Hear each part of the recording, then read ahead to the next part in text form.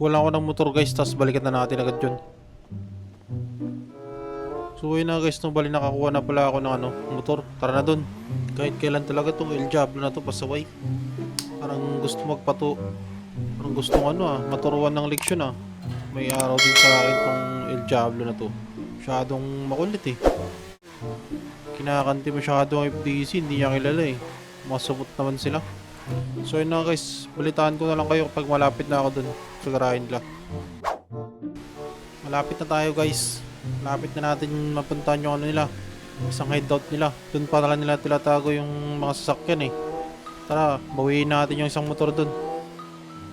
Uy, gagi, sino yan? Guys, wala yung sasakyan nila. Paano? Mag-sneaky tayo guys. Tago na lang natin yung motor dito sa likod. Tapos, dahan-dahan na lang tayong dyan Akit na lang tayo dyan. Dito muna to. Baka pwede kong gamitin to getaway vehicle pagtatakas ako doon sakaling magkabulan ulit.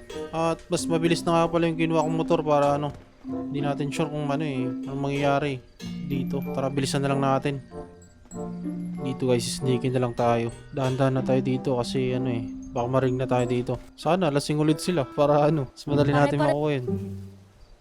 Dito nga guys, medyo sneaking muna tayo dito. Ayun na guys, narinig ko sila. Ay, bakit tol? Usap sila. Bakit? Naisip ko yun na walang kotse. Paano na yun? Malalagot tayo. Wala, yun na. Pinag-uusapan nila yung sasakyan ko, tinakas di ko. ko ito mapapalitan kay bossing. Walang inutang ko pa yun. Sasakyan niya. Ano yun ninakaw ni Erickson di Wala, Coronado. nagsisisihan na yung dalawa.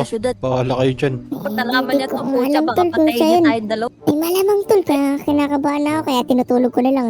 Sa bobo mo kasi baboy ka Hindi mo nahabol. Kasalanan ko ba sa sasakyan ko, di ko napakulaps. Nasaan ba ng mekaniko na yan? Sakay natin mahabol. Lagi kasing wala. Sakay natin kay Bossing para pagkarong siya kung nasa yung sasakyan niya. Hindi boy. Ako sabihin ko, Mahanap din natin yan. sabihin ko muna iniram mo.